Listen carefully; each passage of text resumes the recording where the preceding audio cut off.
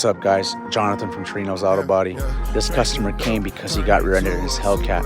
Unfortunately, I wasn't able to capture videos of when we did the frame pull, but this car needed a frame pull and we had to replace the rear body panel.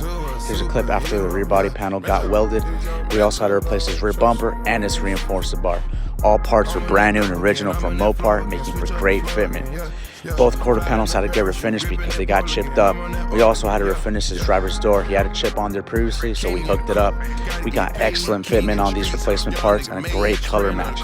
After the car got painted, we let it bake in the sun. We eventually had to put it together, and I gotta tell you guys, the customer was so happy. It makes everything worth it. I want you guys to drop a like, comment, and subscribe, and please let me know what I could do better, guys.